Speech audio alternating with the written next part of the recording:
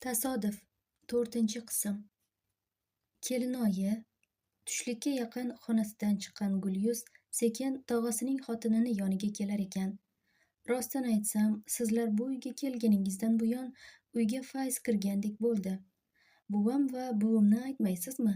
Sizlar kelguningizgacha nuqul eshikka termulishardi.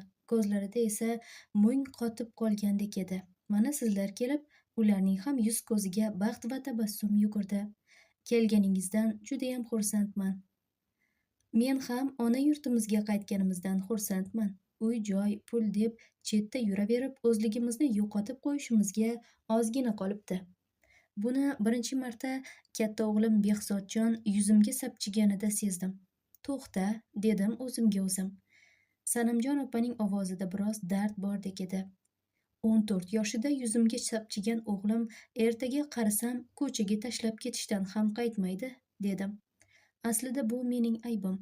Men ularning yaxshi yashashi uchun harakat qilibman-u, yaxshi tarbiya berish haqida o'ylamabman. O'ylab qaytishga qaror qildik. Chunki g'arbning tarbiyasi, muhiti biz o'zbeklar uchun emas ekan. O'g'illarim buva va buvisidan tarbiya olishini istadim. Negaki ularning dadasini ham shu insonlar tarbiyalagan, voyaga yetkazgan. Shunday insonni tarbiya qilib, voyaga yetkazgan insonlar o'z nabiralariga bundanda go'zal tarbiya bera olishlariga ishonaman. Axir aytishadi-ku, qari bilganni pari bilmas deb. Shuning uchun shartta bilet oldik-da, o'z yurtimizga, o'z uyimizga qaytdik. Juda to'g'ri qilgansizlar. Sababi biz sizlarni juda sog'ingandik. Qolaversa bizning tog'am va sizdan boshqa yaqinimiz yo'q. Gulyuz yig'lamsirab kelinoyisini bag'riga bosdi. Yig'lama. Sanamjon opa Gulyuzning ko'z yoshlarini artdi. Kelinoyi, haligi xavotir olma, seni tushunaman. Buni endi sevgi deb qo'yishibdi-da. Sanamjon opa ko'z qisib qo'ydi. Rahmat kelinoyi. Arzimaydi. Muhimi sening baxting. Sizni yaxshi ko'raman. Men ham sizlarni yaxshi ko'raman.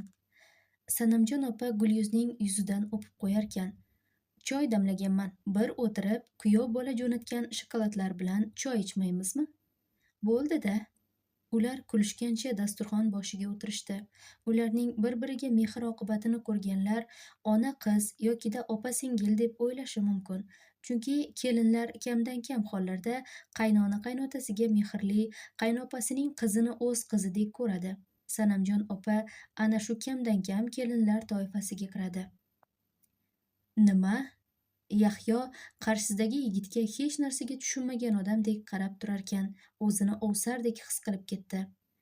Xo'jayiningizni shunday dardi bor ekan, nega oldindan aytmaydi? Bir og'iz aytib qo'yganida ovvora bo'lib yurmasdim-ku, salkam baqirib berdi. O'zingizni bossing. Yigit unga mensimagandek qaradi. Bu hamkorlik taklifi avvalambor sizlardan chiqdi. Demakki, eng katta foydani ham sizlar olasizlar. Shunday ekan, kutishga majbursiz. Hamkorlik taklifi bizdan chiqqani bilan sizlar oladigan foyda ham biznikidan kam emas. Taklif bizdan chiqdi deb nima, endi sizlarning qovoq tumshug'ingizga qarashimiz kerakmi?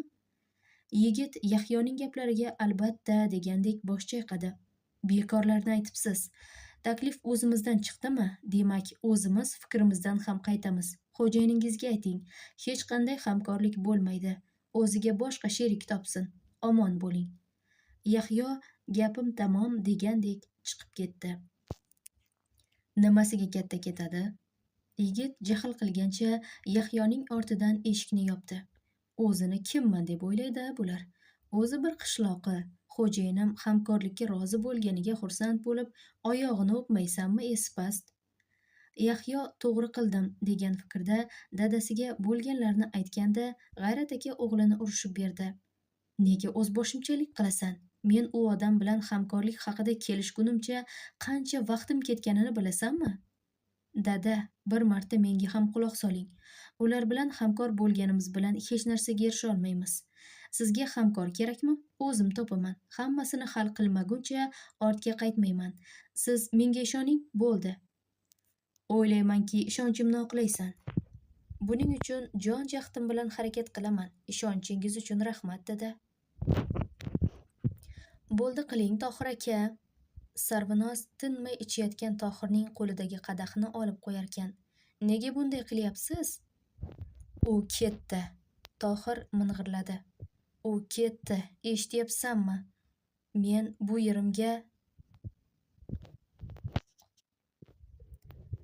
mana bu yerimga, shu yerimga pichoq sanchib ketdi.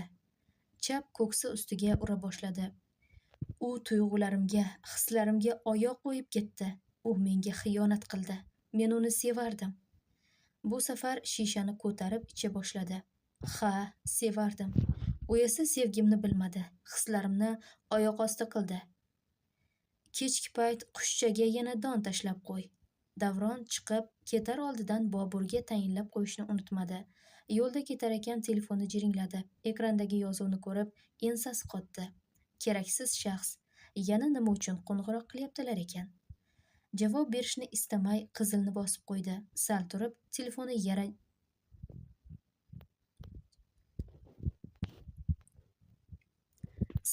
telefoni yana jiringladi. Obbo! Bir marta javob bermagandan keyin bo'ldi emasmi? O'g'lim, haligi dadang, yo'ldaman, o'lmasam boraman uyga. Menga umuman telefon qilmang. Zarda qilgancha telefonni o'chirib qo'ydi. Bugun sovchilikka bormoqchimiz demoqchi edim. Xolida opa telefonga ko'zida yosh bilan qaragancha gapirdi. Qayerda xato qildim? Doktorlar tug'ish mumkin emas desa ham o'lim bilan yuzma-yuz kelib uni dunyoga keltirdim. Yolg'iz o'g'lim deya bor mehrim, e'tiborimni undan ayamadim. Hech kimga xafa qildirmadim. Uning uchun hatto dadasiga ham yolg'on gapirib, ba'zida orqasidan ham ish qilgan paytlarim bo'ldi. Faqat mana shu o'g'lim uchun yashayapman-ku. Endi esa xasta bo'lganimda o'z o'g'lim mendan mehrini qizg'anmoqda. Ko'zdan oqqan yoshlari yuzini yuva boshladi. Salkam 6 yildan beri ko'krak saratoni bilan kurashib kelayotgan Xolida opa oxirgi yillarda ancha cho'kib qoldi. Sevib uylangan eri Javlon aka ham ayolining xasta ekanligini bilganda boshida anchayin g'amxo'r edi, lekin keyin bormisan, yo'qmisan demay ham qo'ydi. Yetmaganiga o'g'li ham ona o'rnida ko'rmay qo'ygani sho'rlik ayol uchun katta zarba bo'ldi. Qaytar dunyo deganlari rost bo'lsa, meni qarg'ish urgan. Xolida opaning ko'z oldida o'tmish xotiralari jonlana boshladi. Eri va o'g'illariga kechki ovqatni bergan Charos opa qizining oldiga kirdi. Mohidil eshikni qiya ochib qizini chaqirdi. Kiravering. Mohidil ko'z yoshlarini artib o'rnidan turdi. Kechki ovqat payti bo'ldi. Nega chiqmading? Charos opa qiziga zimdan nazar solarkan, bir tarafdan Jamol haqdek tuyuldi. Chunki qizining yuzi biroz so'lg'in, ko'zlari ham qizargandi. Ishtaham yo'q. Qizim, nima bo'ldi? Biror joying og'riyaptimi? Mazang yo'qdek. Yo'q, hammasi yaxshi. Yo'lda charchadim, shunga. Mayli. Charos opa qizining peshonasidan o'pib qo'ydi. Sen damingni ol. Ertaga sen bilan gaplashib oladigan muhim gapimiz bor. Xo'p. Mohidil ayni paytda oyisining so'roqlariga javob beradigan ahvolda bo'lmagani uchunmi tezda rozi bo'lib qo'yaverdi. Boshqa payt bo'lganda nima gap, nima so'z bilmasdan oyisini xonasidan chiqarmasdi. Charos opa qiziga biroz qarab turdi-da, xonadan chiqib ketdi. Bu qizni aniq bir dardi bor. Ich etini yeb ado bo'lyapti, ammo sirtiga chiqarishni istamayapti.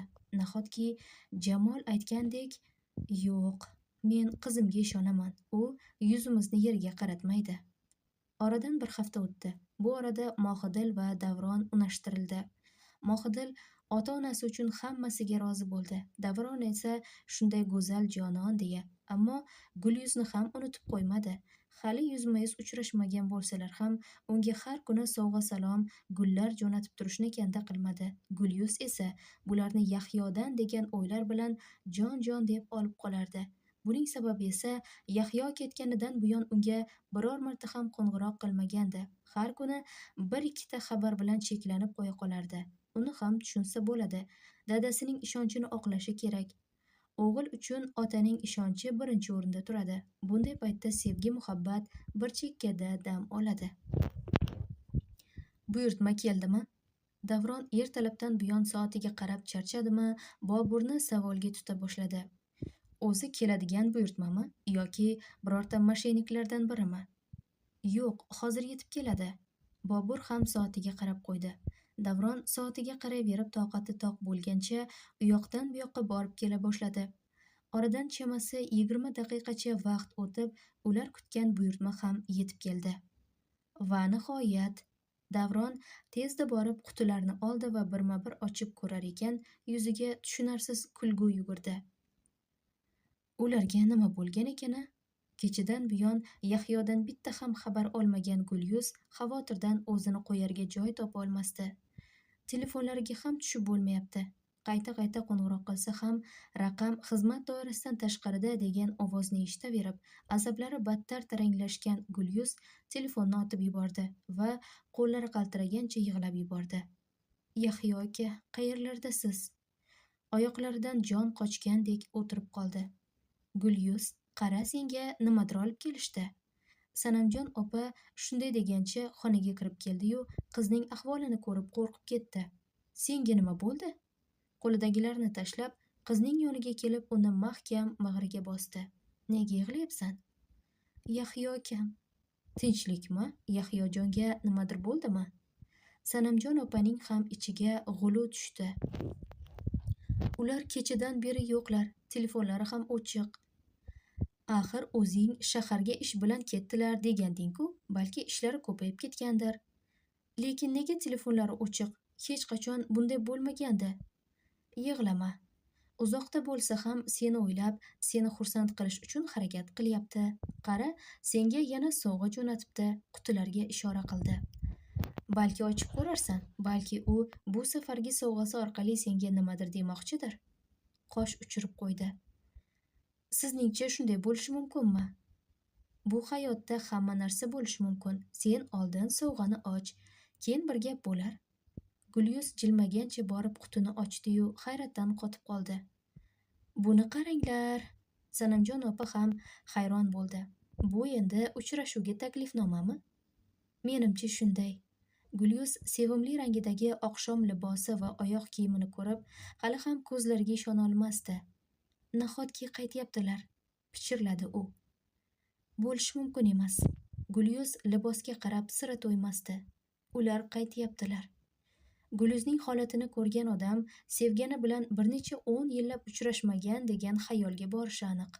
Lekin ular bor yo'g'i 10 kuncha uchrashmagan va bu vaqt oralig'ida bir-birining ovozini ham eshitishmagandi. Ertadan keyin ularni ko'raman. Gulyuz shirin xayollar va qalbidagi sog'inch bilan entikkancha uyquga ketdi. Ertasi kuni ham uchib yurdi go'yo. Yahyoga xabar jo'natib javob ololmagan bo'lsa ham, qo'ng'iroq qilib tusha olmagan bo'lsa ham, aslo xafa bo'lmadi. U orziqqancha ertangi uchrashuvni kutardi. Uning nazdida bu uchrashuv emas, go'yo nikoh to'yidek, hayajoni ham undan kam emasdi. Nima? Tohir achchiq yegan odamdek burishgancha Sarvinozga qaradi. Yana qanaqa to'y? Qanaqa bo'lardi ikkimizni to'yimizda? Sarvinoz jilmagancha kelib, unga suykalishga urindi, lekin Tohir uni o'zidan itardi. Qaysi aqling bilan o'zingni menga teng ko'ryapsan? Shuni tushunmayapman. Sen bir ko'chada yurgan bo'lsang. Hey!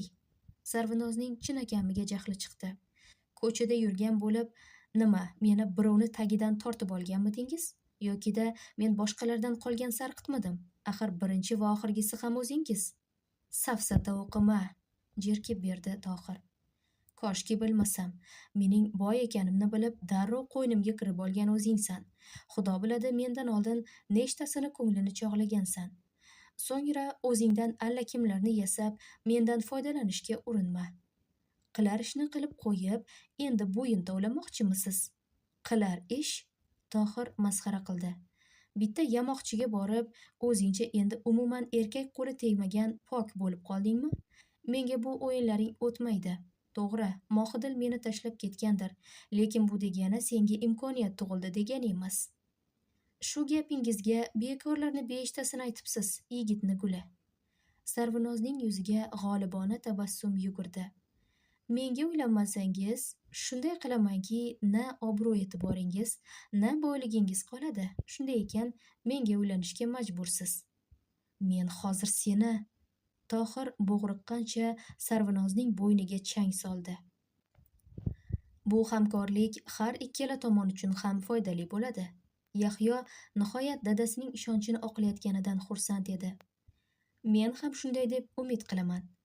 Yangi hamkor uning qo'lini siqib qo'ydi. Tez orada Xorazmga borish va dadangiz bilan uchrashish niyatidaman. Bundan faqat xursand bo'lamiz. Yahyo xushmuomalalik bilan hamkor bilan xayrlashdi-yu, shu kuniyoq Xorazmga yo'l oldi. Umuman to'xtamasam, hech yo'q, ertaga kechga boraman. Sovg'am esa uni xursand qilishi aniq. Yahyo qo'lidagi qog'ozga qarab jilmayib qo'ydi. O'g'lim, kelin bilan gaplashib turibsizlarmi? Qayergadir shoshib chiqib ketayotgan Davronni oyisi gapga tutdi. To'ydan keyin gaplashishga vaqtimiz ko'p bo'ladi. Davron hozir kayfiyati yaxshi bo'lgani uchunmi oyisini jerkimadi. Shunda ham kunda kunora gaplashib, hol-ahvol so'rashib turinglar. Axir hademay to'ylaringiz bo'ladi. Kuyunchaklik bilan gapirdi. Obbo, ensa qotirdi Davron. Ertaga oyi, ertaga. Ertaga aniq gaplashaman keldingiz bilan. Bugun ishim juda ko'p, dedi-yu chiqib ketdi. Shu yurishlaringni oxiri baxayr bo'lsin-da ish qilib. Ertalab kelgan xatni o'qigandan buyon Gulyuzni sevinchi ichiga sig'maydi. Ular yetib kelibdi. Xatni bag'riga bosdi. Men uchun bundan ortiq sovg'a yo'q, degancha xatni qayta o'qidi. Bugun soat 20:00 da seni Baxt oshyoni restoranida kutaman. Gulyuz kun davomida tayyorgarlik ko'rdi. Libos va oyoq kiyim tayyor. Endi soch turmagi va pardozni hal qilsa bo'ldi. Mana bo'ldi va nihoyat ko'rinishidan ko'ngli to'lgan Gulyuz taksi chaqirtirgancha yo'lga tushdi. Mohiy, kelganingdan buyon boshqachasan. Gunafsha xayolga berilib o'tirgan kursdoshining yoniga o'tirdi. Sekin savolga tutdi. Oldingi Mohidildan umuman asar ham yo'q. U Mohidil endi umuman qaytmasa kerak. Bir nuqtadan ko'z uzmagancha javob berdi. Buning ustiga oldingidek bo'lishni ham xohlamayman. Mohidil shu yerga kelganda jimib qoldi. Nima uchun? Men unashtirildim. Tez orada to'yim bo'ladi. Bu yerga kelish oldidan nikoh shartnomasi uchun ariza ham tashlab keldim. Nima? Gunafsha quloqlariga ishonmasdan qayta so'radi. To'y, nikoh shartnomasi dedingmi? Shartnomasimi, boshqasimi bilmadim-u, qonuniy nikohdan o'tishimiz kerak-ku. Mohidil hissiz javob berdi. Tohir bilanmi? Gunafsha qo'rqibgina so'radi. Chunki shu paytgacha Mohidil va Tohir ikkalasini bir oiladek tasavvur qilib kelardi. Uning nazarida ular eng baxtli oilalardan biri bo'lishi aniq edi. Yo'q. O'sha hissizlik bilan javob berishda davom qildi. Nima, undan boshqasi qurib qolibdimi?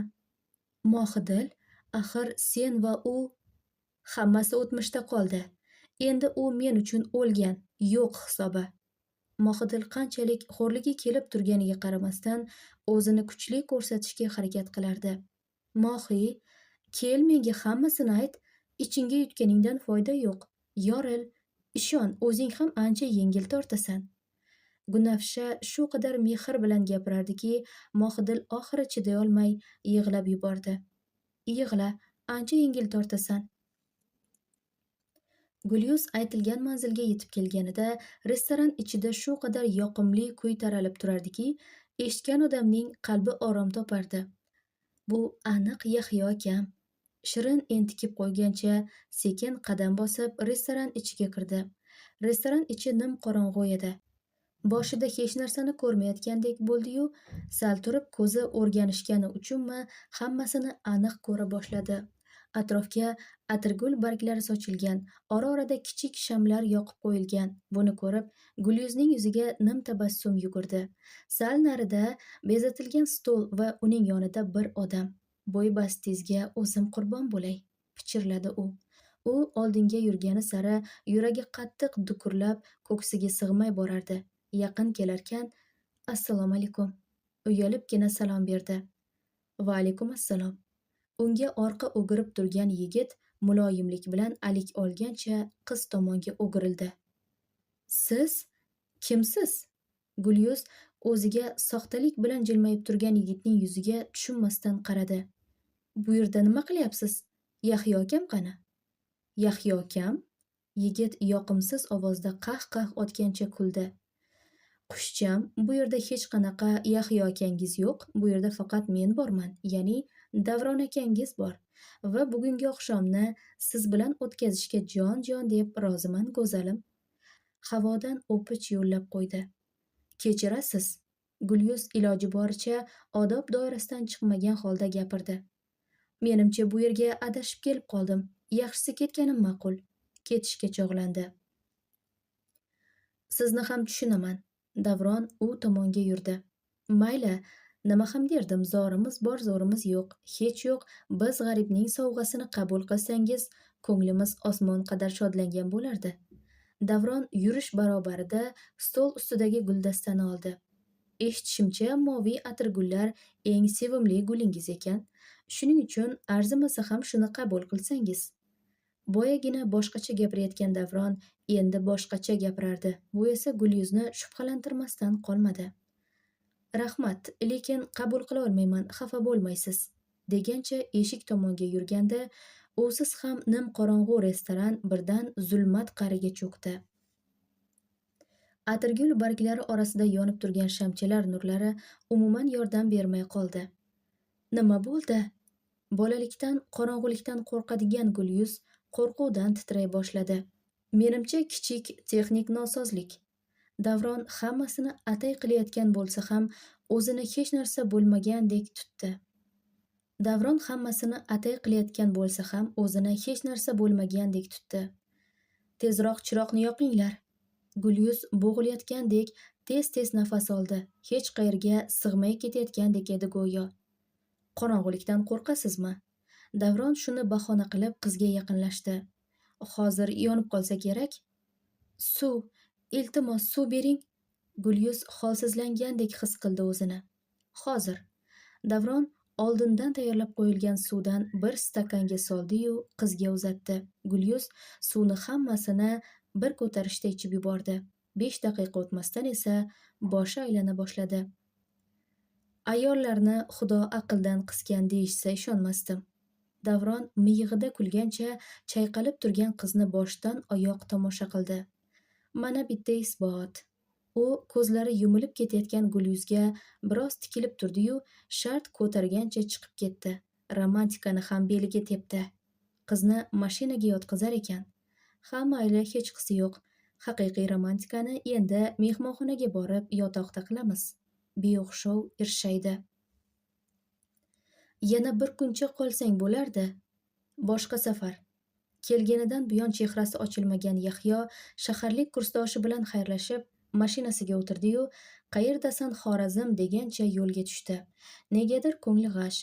Ishqilib, ota-onam sog'-salomat bo'lsin-da, xayolidan o'tkazdi u. Arizangiz qabul qilingan sana 15-mart. Yahyo qo'lidagi qog'ozga qarab sira to'ymasdi. Bir haftasi o'tdi, yana 3 hafta sabr qilsam bo'ldi. Entikib qo'ydi soatiga qarab. Nasib qilsa ertaga kechki payt yetib boraman. Borishim bilan to'g'ri uni oldiga borib, tug'ilgan kuni bilan tabriklayman va keyin uyga o'taman, o'yladi u.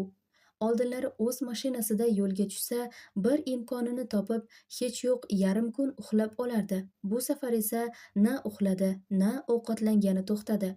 Faqat gaz quyish shoxobchasida to'xtadi va shu vaqtda shoxobcha yaqinidagi do'kondan yarim tayyor mahsulotdan oldi.